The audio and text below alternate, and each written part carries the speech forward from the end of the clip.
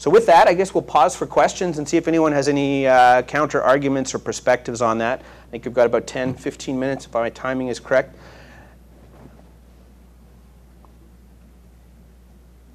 Yes? First of all, thanks very much for a very interesting presentation. Many of the things, the concepts were new to me. Thank you. I was thinking as you were talking. Okay, we need to have a microphone. Do we have one?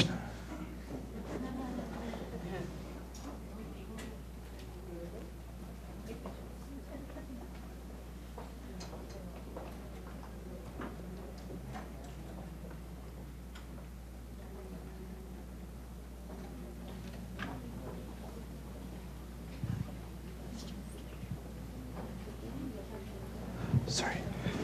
Once again, I want to give you thanks. It was a very interesting presentation. As you were talking, I was thinking about the following question. Can this information be used for other purposes?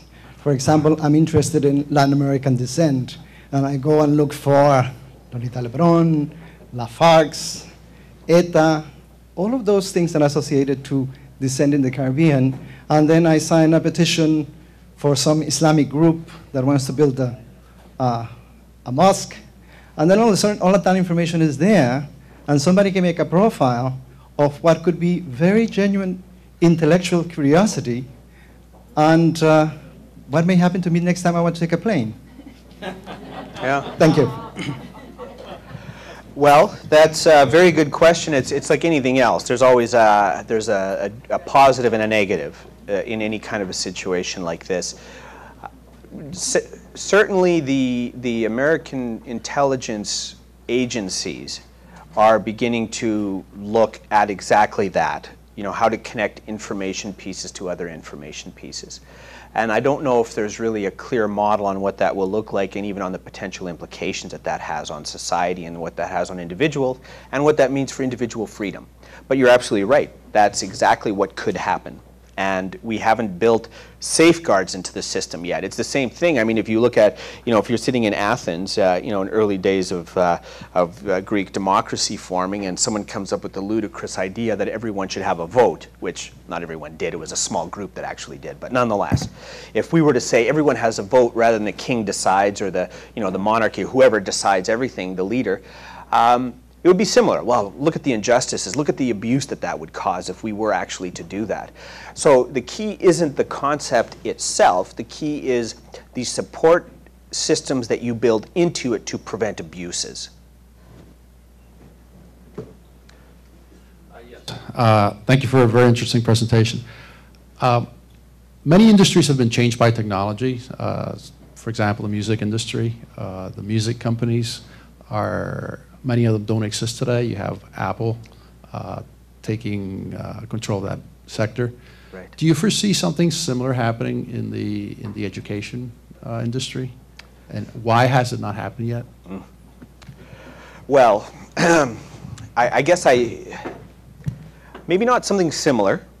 I've in the past used the illustration that if you want to see what's going to happen in the future of education, it's a good idea to see what, you know, to observe what's happening in media, in journalism, in news, because they're both information fields where the way in which information is accessed has shifted into the control of the end user.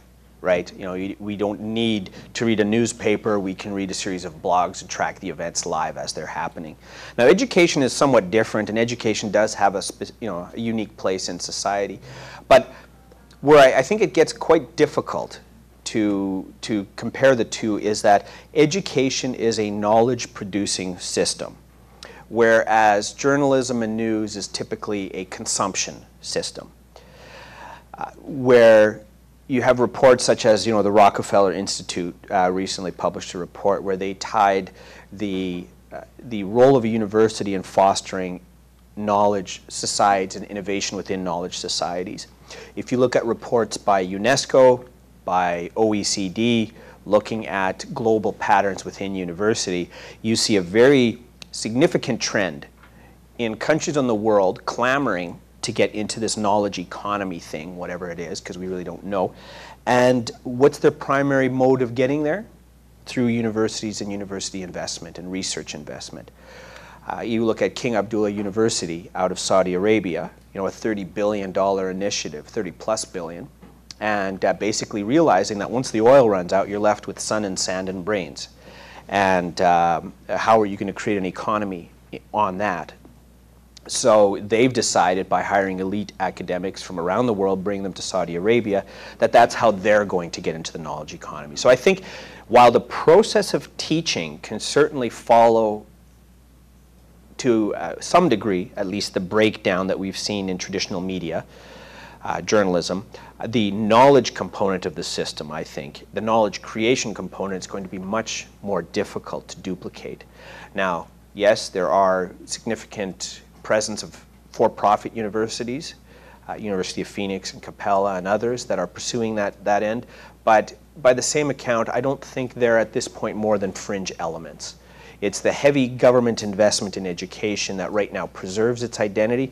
If in the long run that investment dwindles and falls to the wayside, then it's possible that we could see more of an entrepreneurial model emerging.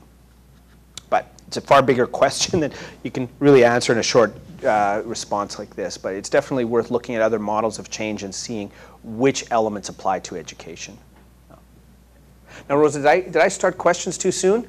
No, it's okay. We have time, but we have like more, you know, a little bit more of over 30 persons connected online. Okay. And they've been asking questions.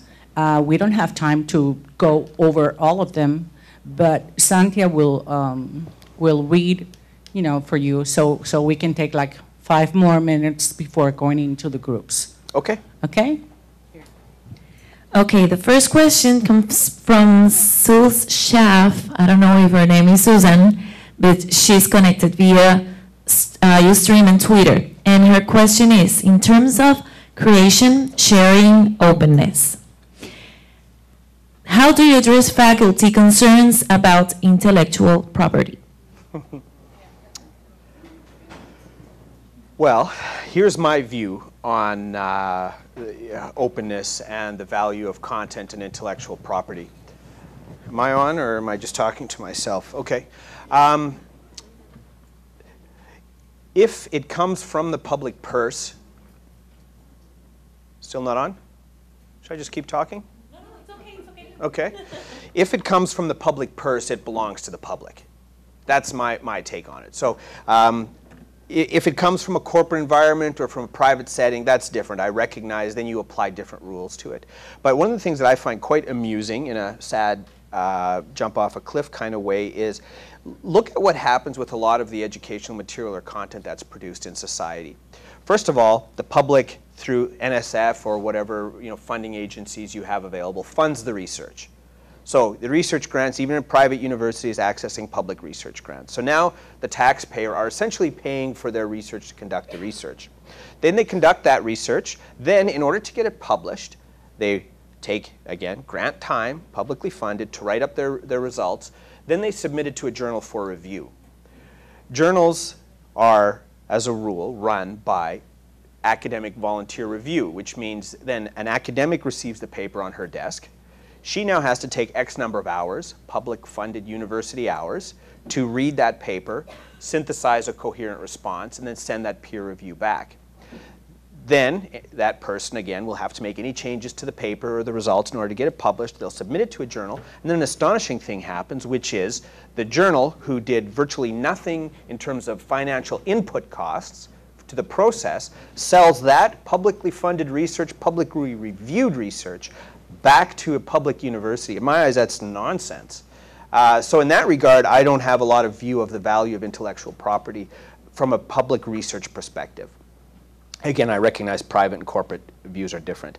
The other point I'll make is if intellectual property has limited value if things change very quickly. The value in times of change is for intellectual property connect with other intellectual property, because that's where your new ideas will come from. So openness in that regard fosters further innovation.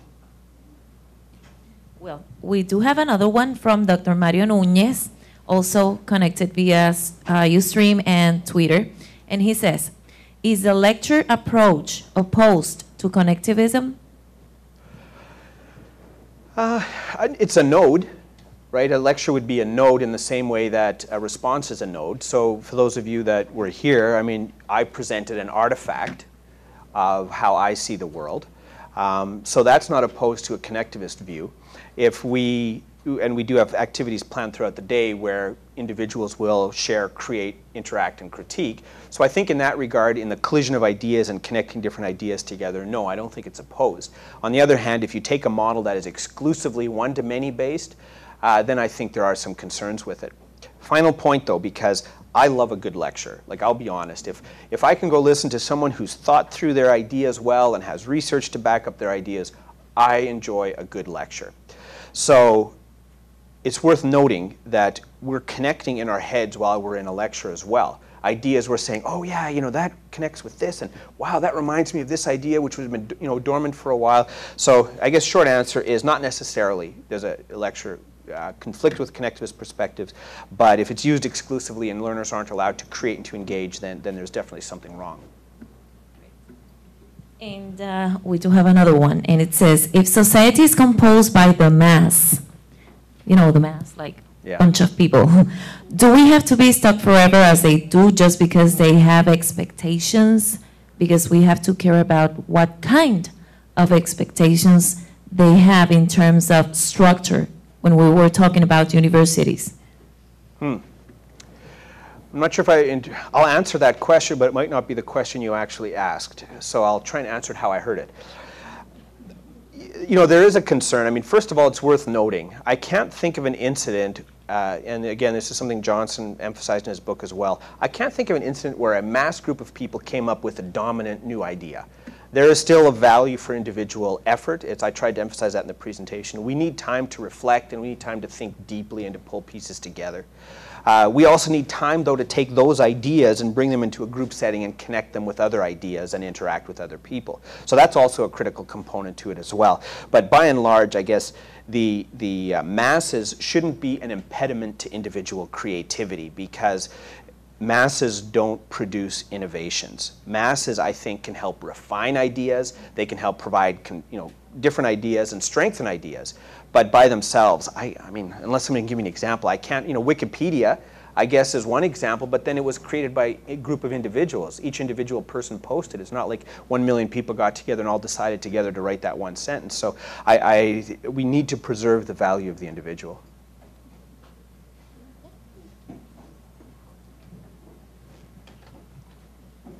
Well, thank you. Thank you.